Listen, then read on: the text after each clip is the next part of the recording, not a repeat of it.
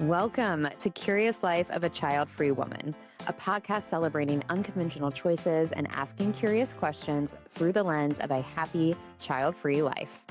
Every week, I chat with experts on today's most interesting topics, inspiring us to think differently, live intentionally, and find fulfillment on our terms. Whether you're child-free or seeking a space where parenthood isn't part of the conversation, you are welcome here. It's not about comparison, it's about possibility. Let's get curious together. I started this podcast for a lot of reasons, and one of them was creating a space where child-free women could find each other, connect, relate to one another, and learn from each other. Today's guest has done so much to understand and further the stories of child-free women, and that's why I am so excited to welcome Nicole Louie, author of Others Like Me: The Lives of Women Without Children, a powerful and unflinching exploration of what it means to live outside the expectations of motherhood. In a world that still centers the maternal narrative, Nicole's work brings language, dignity, and depth to the stories of those who choose to live child-free, like us. She doesn't ask for understanding, she demands complexity, and she offers something many of us have needed for a long time: recognition and representation. Welcome, Nicole. Wow.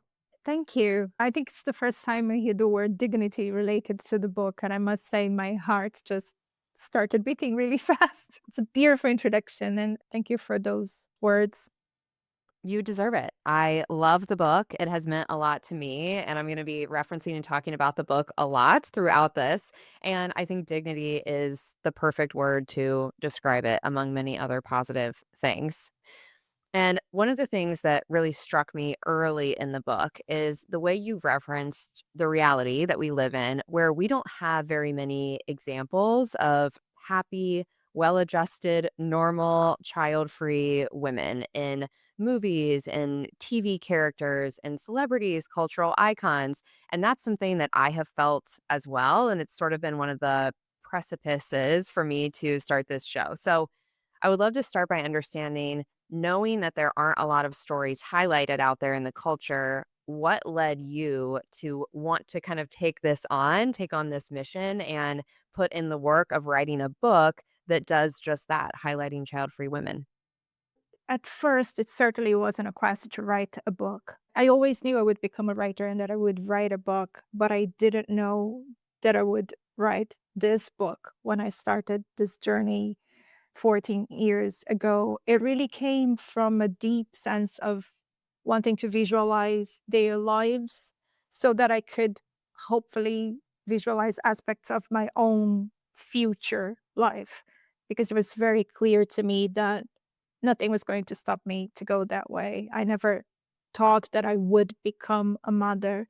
My difficulty was never in deciding that I wouldn't, it was always in I'm walking in this dark path and I don't know what is waiting for me if I keep going that way. So I was going that way, but I was scared and I was concerned that, well, if there is nobody going that way, well, I thought then, now I obviously I know that there are so many of us, and I'm so grateful for each and every one of us who is either choosing or had to follow that path due to circumstances. They're also finding joy, purpose, and happiness in that path. But it was just that sense of, why is it so dark in here? Why I cannot talk to anyone, see anyone? Surely they're there. And then at some point when I spent 3 years doing the bibliographical research, really trying to find women in books. I had just finished the master's in literature, and I think it was just by default at the time, you don't know something, go to the books. I'm also a translator. If you don't know something, go to dictionaries. I think that was just the way my mind operated. So I spent 3 years doing very heavy bibliographical research. It was wonderful. I have many diaries right here in my writing room and many journals and biographies, all very welcome companies. But after a while, it became really frustrating not to be able to have a conversation with those Mm. women who were writing about their lives and only here and there mentioning that aspect. And that's when I thought, okay, I'm going to start interviewing people. And then when I realized how much work goes into interviews, I think I'm going to something deeper than just soul searching and a personal project here. Because I was having a lot of material coming back home with hours of recorded interviews. And every interview changed me so drastically. It brought so much to my life. I was having deeper conversations with these women I didn't know than some conversations I had with people I knew my whole life. And that really changed you as a person. And that's when I thought, I think other people might want to be in this room too and hear what we are talking about. And then I thought, oh, I think that would be the book or my first book. It's beautiful how that organically happened by kind of starting with your own personal path. I like how you describe it as almost walking into a dark room. And that's so true. You and I have in common, maybe ease is too light of a word, but I felt the same way. Like I knew from a young age that I didn't want to be a mother. The older I got, the more clear that decision was for me. I know that is not the case for everybody or everybody listening. But even once you come to the decision and, as we kind of enter adulthood and you're starting to picture the future, it is scary to feel like I can't look to, a loved one, somebody in my personal circle, a friend, somebody on TV, right? Like, where are the examples of how this is going to play out for me at age 45, at 52, at 78, right? Like, what is this going to look and feel like?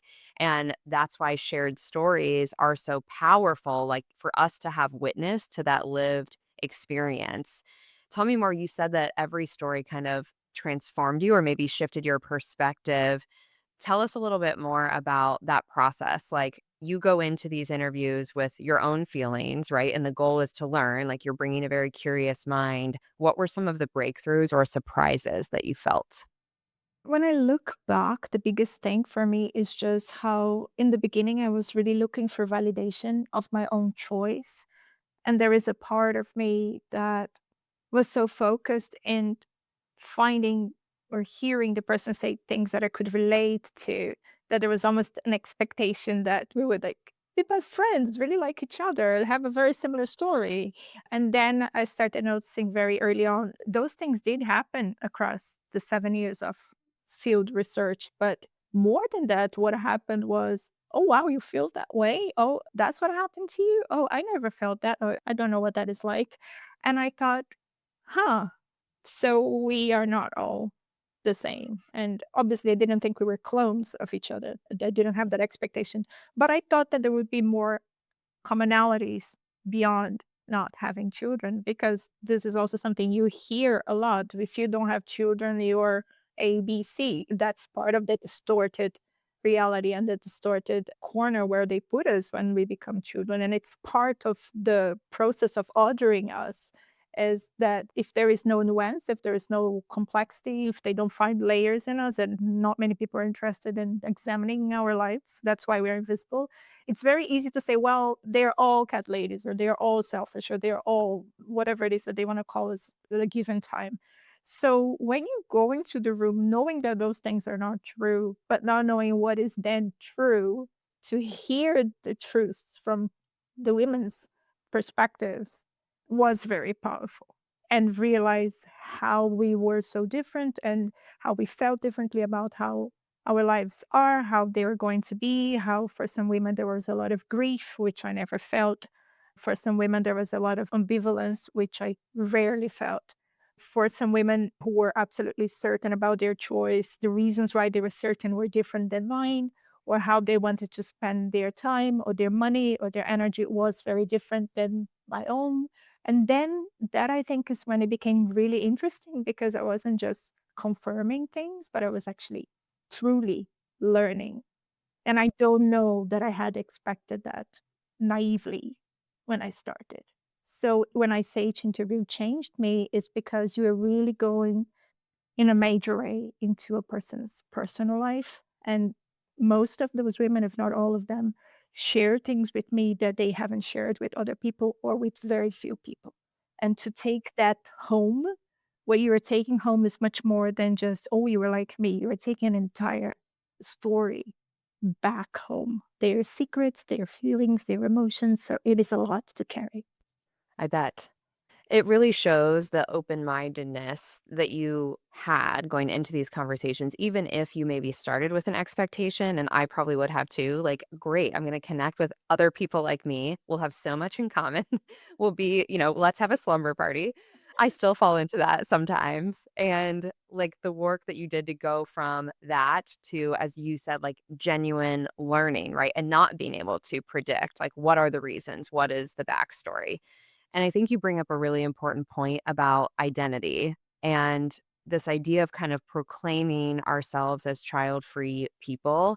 That is one more category or area of our lives where people can compartmentalize us. And I have sometimes felt like there's two ends of the spectrum. And if I think, for 2 minutes longer, there's more than this, but it can sometimes feel to me like we have the Chelsea Handler breed of being child free. And I love Chelsea. Chelsea, if you ever listen, I love you. But it's, kind of this like brash celebration of like child free life is better than being a parent. Then there's the other end of the spectrum where there is a lot of grief and sadness and perhaps people who did not choose a child free path, but that has become their path and their work to embrace that. There's so much in the middle. Like, there's so much more to the way we experienced being child free and also to the rest of us outside of just being a child free person. I mean, our interests, our passions, our personalities, like you said, what we want to spend our time and our money on. I feel like sometimes it can be tricky. It's like some of us, we want the visibility and we want to be like, no, I'm proud to be child free. Like, this lifestyle deserves visibility and attention. And also, the only thing I have to talk about is not just being child free. What do you feel about that? I felt all of that. Absolutely. And also, even just the usage of the word child free, it's something that is so strongly used by many women with so much pride. And by other women, they absolutely refuse to use the word. And they would say, I'm not child free. I didn't choose it. This is only for those who chose. I am childless. I'm involuntarily childless. I'm childless, not by choice. And then there are the ones that will say, I'm neither, I am ambivalent. Or there is somebody like Cecile, who is the last person I interviewed, who said, none of these words apply to me. Because I think I had a question in my questionnaire that it was something like, where would you fit in this group? And then she was like, nowhere. And I was like, okay, can you tell me more about that? And she said, Nicole, I don't wake up in the morning and think, I don't have kids. And what does that make me? I just don't have kids. And so the categorization, the terminology that we use was something that also came as a big learning for me. I think in the beginning, maybe 5, even 6 years ago, I would still probably have plucked the word child free somewhere at the cover of the book. And it was just like, no, I can't. I can't for two reasons. I can't because I don't even use that word anymore. There's nothing wrong with the word child free. It's just that the women who are interviewed don't all fit into an objective category of choice. There are 8 women who chose, there are 3 who couldn't choose for different reasons, which don't imply only infertility, which was also a big learning. I don't know that it was clear to me before when somebody said I can't have children. I think I always just assumed that it was infertility, and it happens a lot. But there are other physical illnesses, mental illnesses, financial difficulties, not finding a partner, being incarcerated, having found a partner and lost a partner, having had a kid and lost a kid. Like, there's just so much within what we call circumstance. And then there are the ambivalent and the women who are like, I don't like to use those words. I'm just me. So when I decided to put the women who are in those other categories in the book, I had to stop categorizing them. And that meant that I had to go back to the drafts and make sure that I wasn't using those words. And when you see the words in the book, they are being said by themselves. They will use whatever it is that they want to call them in that moment of the interview, which surprisingly also changes over time or can change over time. And that is a Mhm. big learning for me. And what I do try to express with the book and with having chosen a more open title and not having put it even in the subtitle is if you need to hold on to that word, that's okay. That's part of your journey. I was there too for the longest time. You don't need to come out of that stage. You can stay there.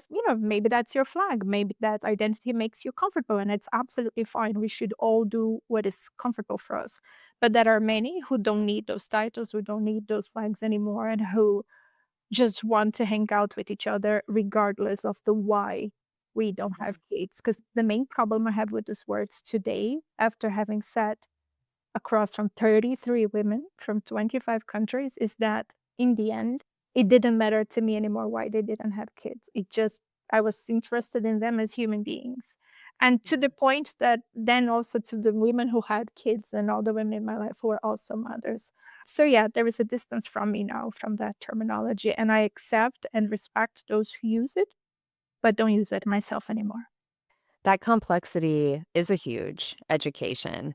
And I think for me, this is one of the tricky things about this space because I feel the same way in that it doesn't matter to me at all. And I don't mean that in the sense that I don't care. I just mean there is no better or worse in what terminology people identify with, why people are in this circumstance. I love it when people listen to this podcast who do have kids. Sure. If you find something from this that's beneficial to you as a woman, as an individual, I welcome that. Like my whole goal is to have something that people value, right? Valued for their individual lives in some way. So I don't want to be over prescriptive in the way I'm talking about it. And yet, I struggle with, okay, well, how do we find each other as people who don't have children when we don't have kind of this umbrella group?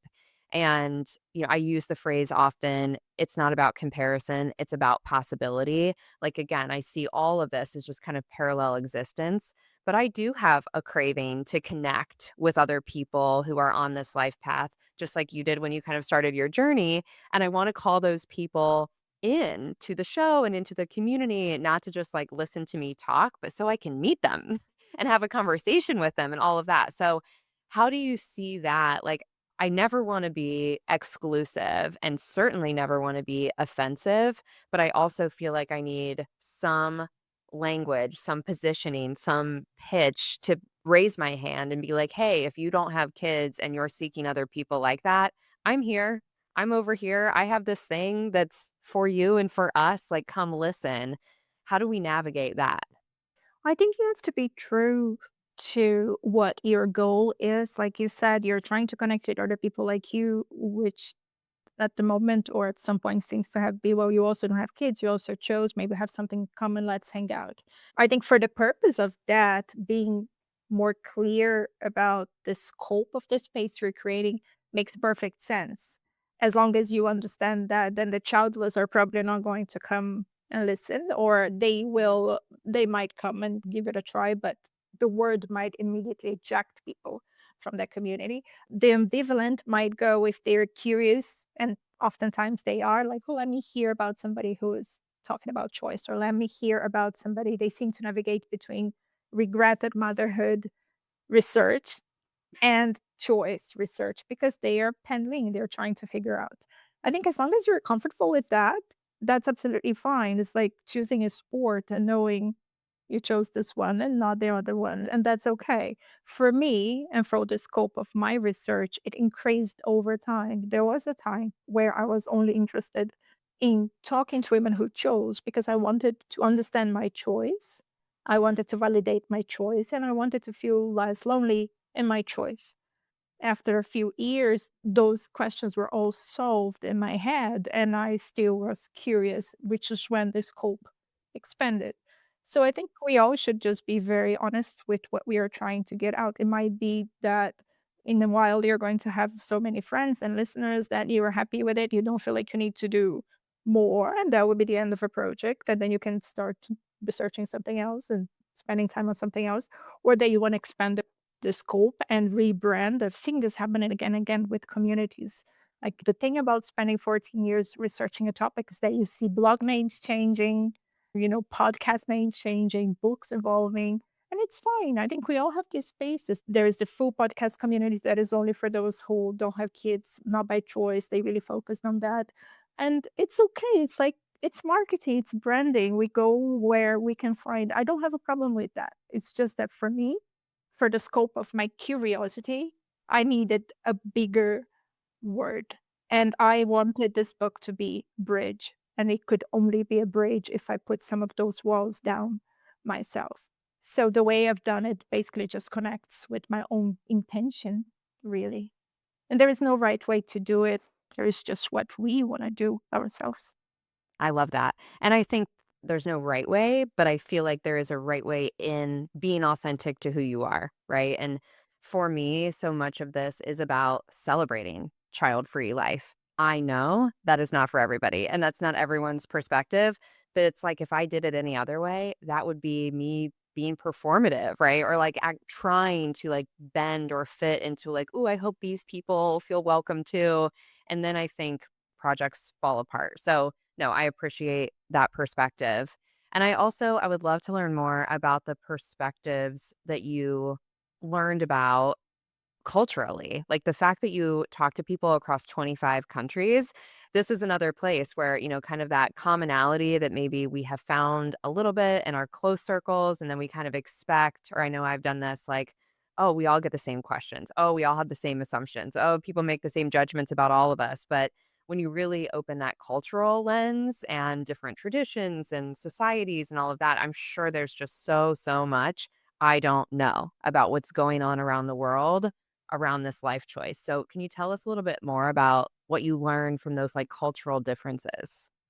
I always try not to be very prescriptive when it comes to learnings. And I do remember pushing really hard back on my editor, who at some point asked me to write a chapter at the end that was basically, these are the things I learned. And I'm like, no, I'm not going to do that. And there's absolutely nothing wrong with what you were asking. It's just, I think it's really important to give the page to the reader. And the way I chose to write this book, when I chose to give the women the page so they could tell me their stories in first person, that was my way of letting go of being the storyteller of their own story. Like I take complete ownership of my memoir that is in the book, and I tell you how I feel and what I chose and what I learned.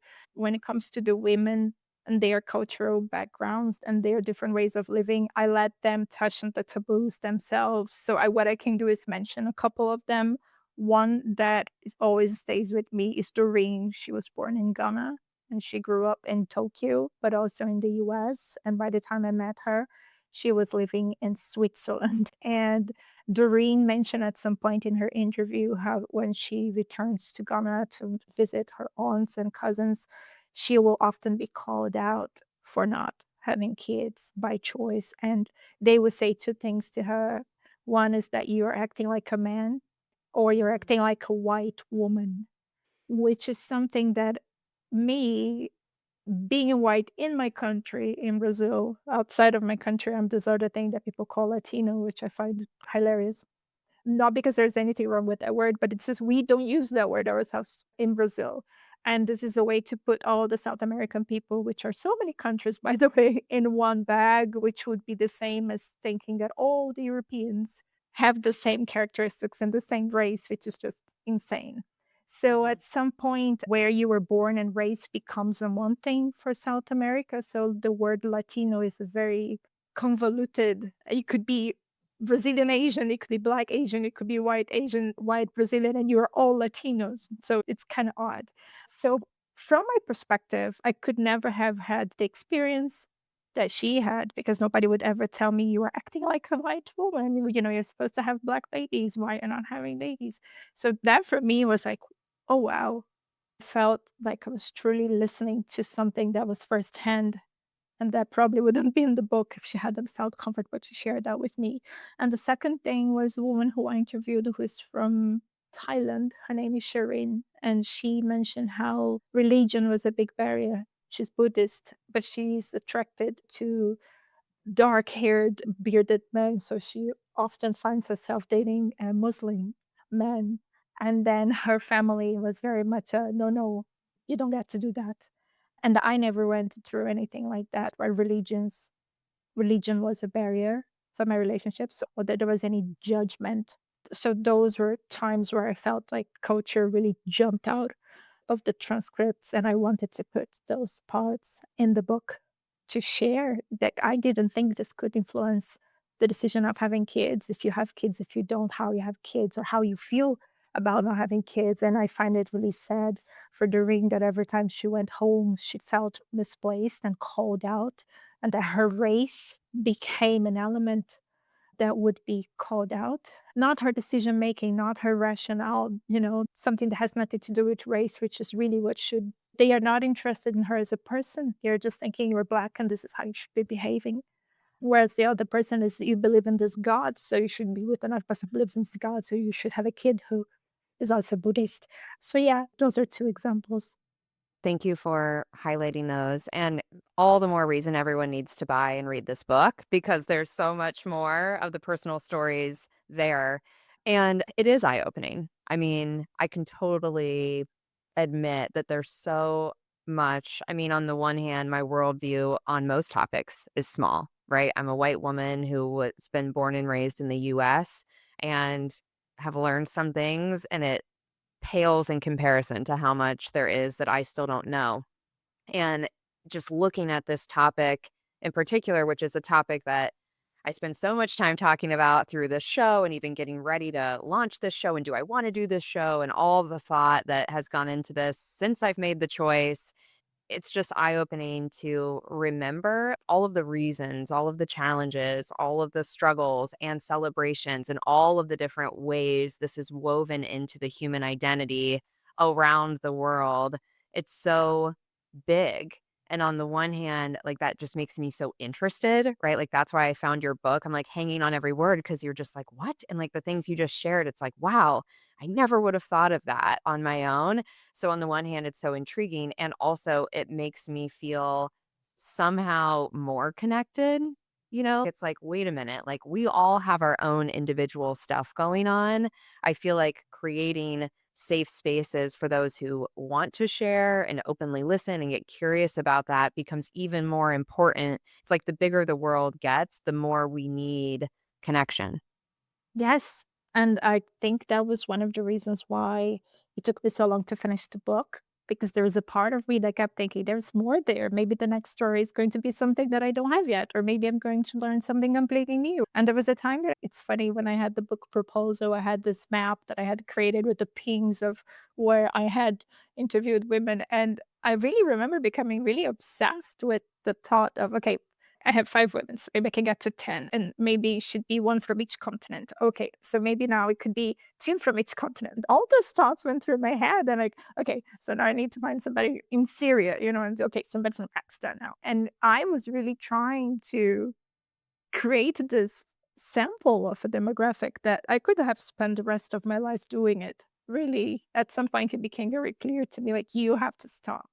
There will always be more ways to feel, more reasons to choose, more circumstances to go through that you cannot map. 7 years of field research is probably okay, and you deal with the absences later on, and as long as you're proud with the sample.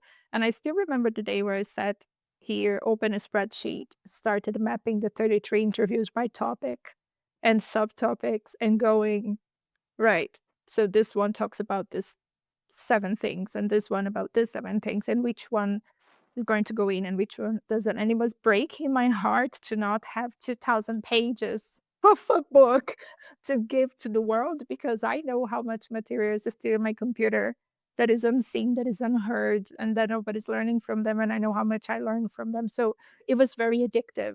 It's a very expensive thing to do.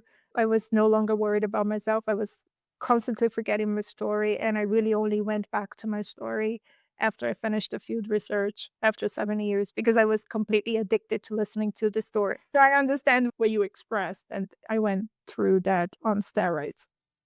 Addiction feels like such a poignant and appropriate word. I love talking in general. I love meeting people. I love listening. I love conversation. And, kind of back to the beginning, like, we don't see these stories highlighted. It's not like we have decades of film stars and, like, hit TV characters and celebrity interviews and all of this stuff around this topic. Like, that doesn't exist at this point in time.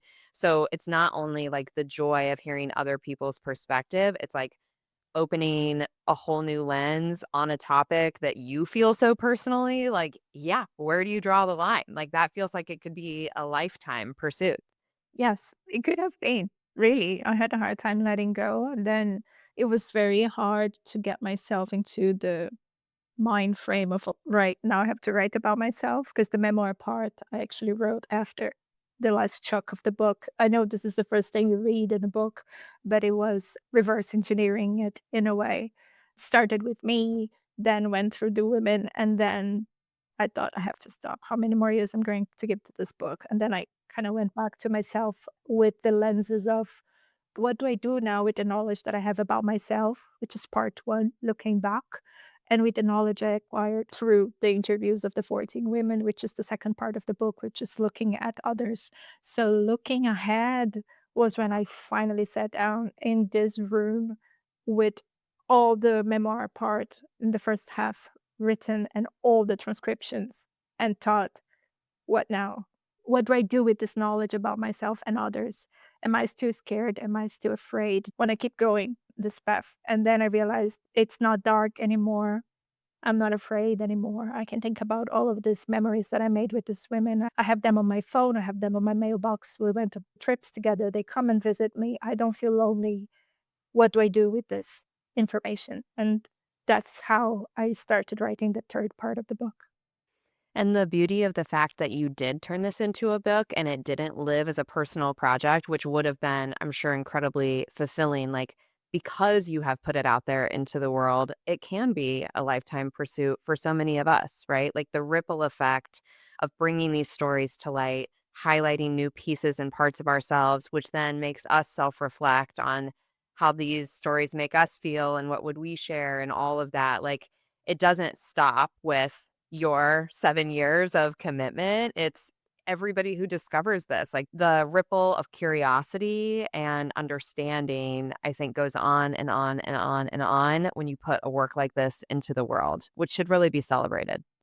Thank you. Yeah, this is how I feel right now. If I think about the snowballing effect, this is the year where this is really happening.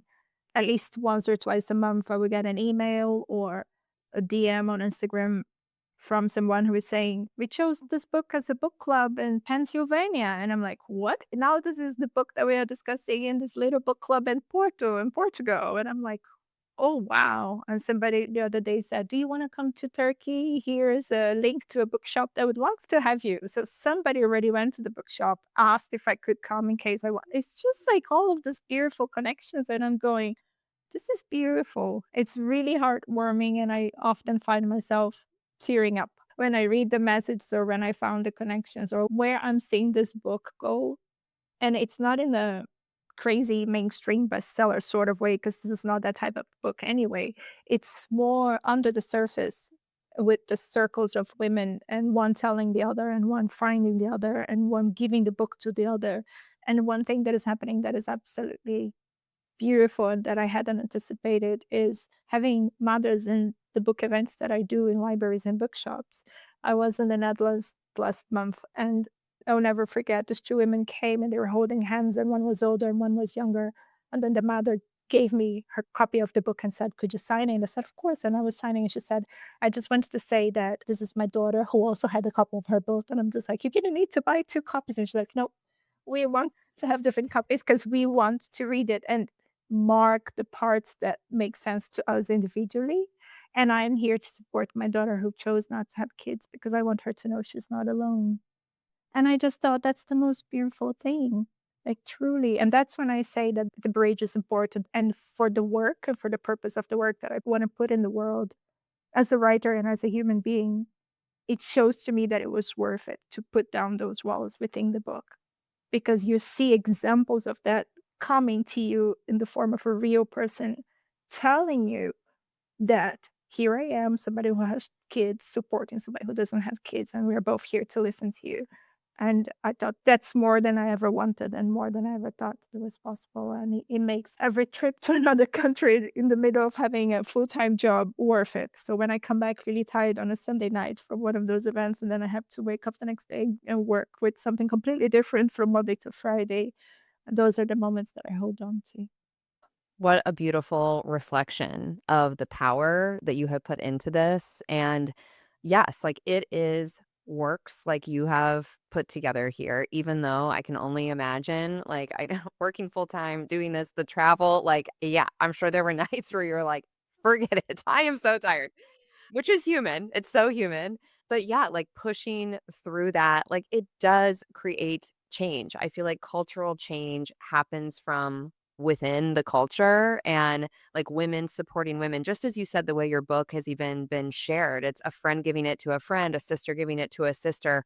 And that is where I feel like women are our most powerful. We're powerful in every capacity, but the way we support each other and can listen to each other, and like when a perspective comes in that maybe we haven't thought of, the openness that we can embrace, like we can expand, we can stretch, we can change, we can evolve. I love that about women and about being a woman. And I just feel like what you've done here, like women will run with it. They are, right? Like those that don't want to have all the titles and even those that are related to or want to support all of us. Like there's just, I don't know. I feel like the sky is the limit for the societal impact this can have. Thank you. Yes to all of that. And yes, I'm just sitting here and watching it all happen, dumbfounded most of the time, to be honest. Well, I respect that, and it's happening, and it's gonna keep happening.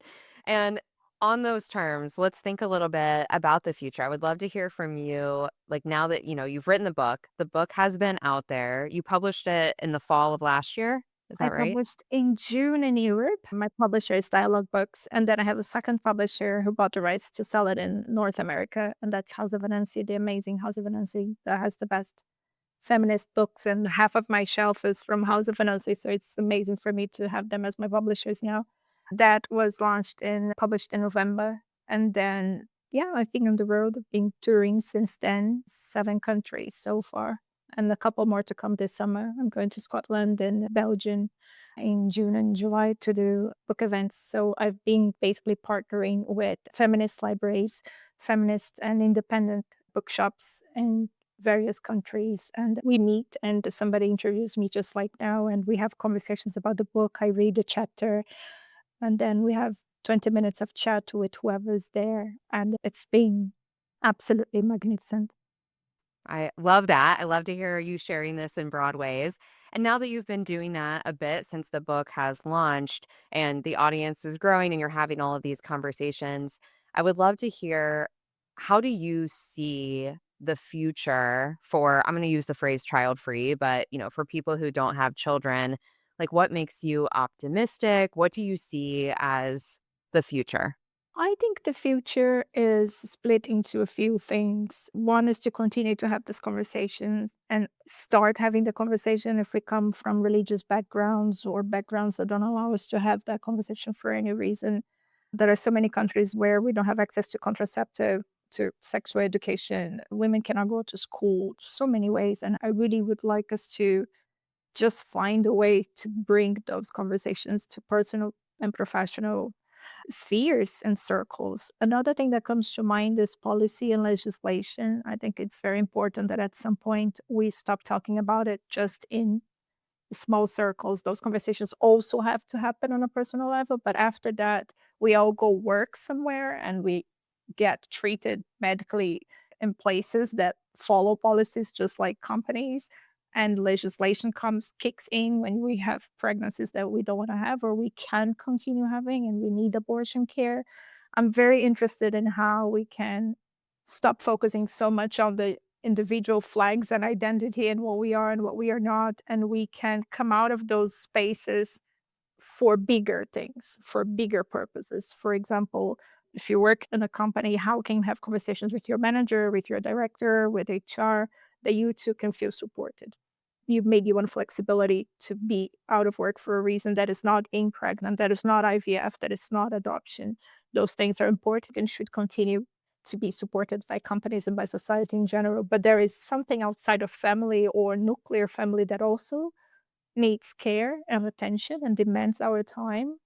And we are not looked after when something happens to our lives. And I'm really interested in that type of advocacy. I was at Salesforce last week here in Ireland, invited to talk to them. And I made a point of reading the chapter about what happened to me in my workspace because I normally read the introduction or some more general chapter, but it was so wonderful to have a group of people who stopped working for 90 minutes and decided to go to the auditory and to just listen to me and then to have a conversation that was 40 minutes long where people were sharing the experiences of having to work overtime or always cover for parents or not have their holidays when they want to because the summer holidays are always taken by the parents whose kids are not studying. So it's just so much there that we have to work on. And then obviously legislation as well in the sense of how we are treated in the hospital when we need the care.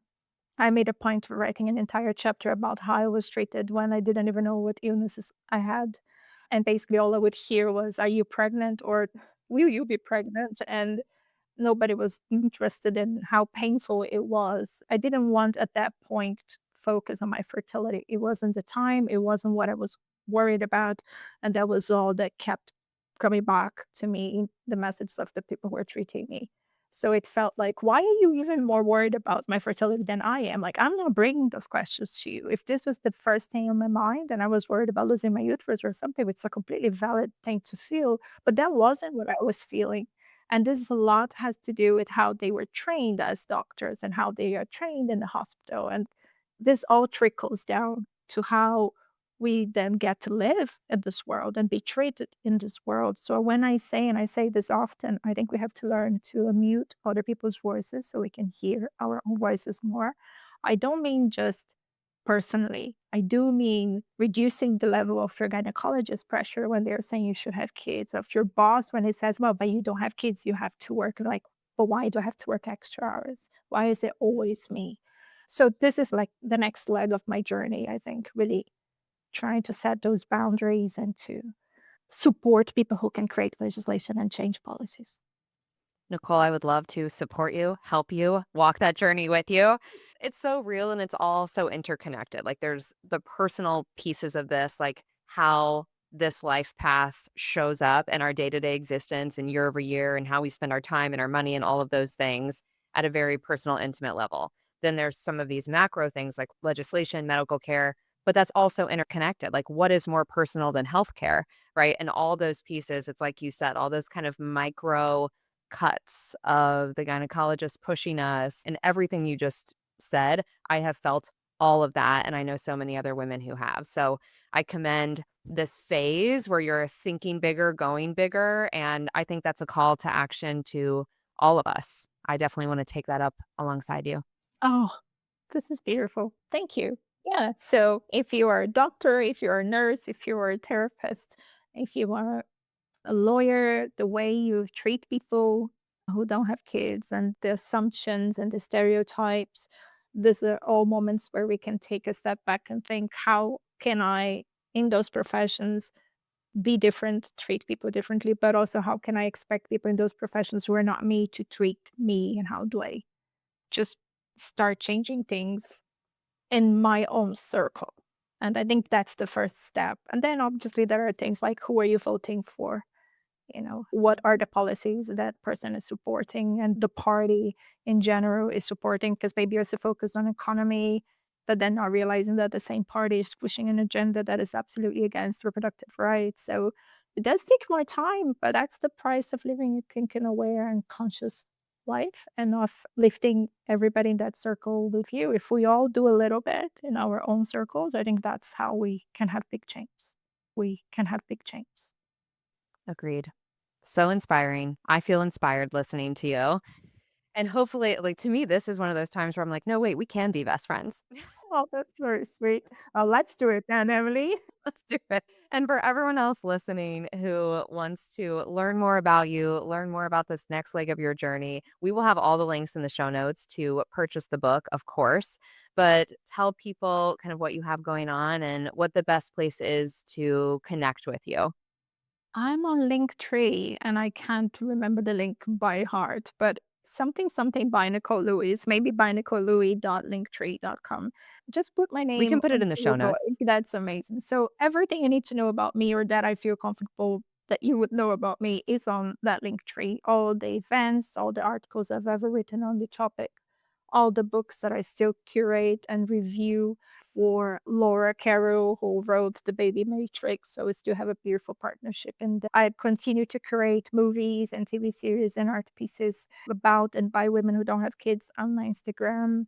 I do online book clubs for free. My goal is to do 25 book clubs this year. I've already done 14. So if anybody who is listening is interested in either participating or moderating one, you can contact me. It's been a beautiful journey. 2 days ago, we had Carrie, who is one of the women in the book. In the book, she's called Kay. She's Canadian. She was in the call, so she was answering questions about her chapter and her life. And we had somebody who is Peruvian moderating the call. And so we had people from the US, from Germany, from Ireland, all on the call on Saturday. And before that, we had moderators from India, from Nigeria. So it's becoming this really, really beautiful movement of women finding each other, choosing 1 hour to spend together online and just talking about their lives, our lives, and the experience of reading the book. So I'll continue doing that so that there are another 11 book clubs to happen online by the end of the year. And I was really rushing to write my second book because after a while I was just so needing to think about something else and use my energy in a different way after so long. But I decided to slow down and to really be present with this book and what has been happening since June, which is so big for me.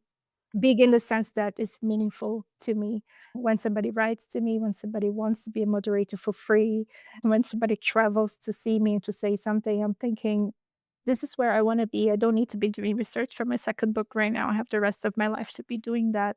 So I kind of changed my goals for 2025 and decided to be really present. And I'm really enjoying doing that. Like being here, talking to you, being able to say yes to invitations that before I probably wouldn't because I'd be like, sorry, I'm writing the other book, which is important, but it will have its own time. So yeah, this is where I am and it's a good place to be. Nicole, thank you so much for spending this time with us. I have so enjoyed our conversation, and I know everyone listening has as well. Again, all of those details will be in the show notes, and I just appreciate you for doing the work that you have to bring these stories to light and for sharing them with all of us. Thank you. Well, I appreciate you making time to talk to me, and I'm very proud of the space that you created. The word child free is not a bad word. It's a wonderful thing that you have it and that you have a clear scope to you. And I'm sure it means a lot to those who are looking for that type of connection, which are so many. So keep up the fantastic work. Thank you so much. Thank you for listening. Now I want to hear what you learned. DM me on Instagram at Curious Life of a Child-Free Woman or leave a review with your top takeaway. These ratings really do make a difference. If you're not a member of the Curious Life Club yet, you are invited. Visit CuriousLifeOfAChildFreeWoman.com to join the conversation, share suggestions, and be first to know the next curious topic. I appreciate you, and I'll see you next week.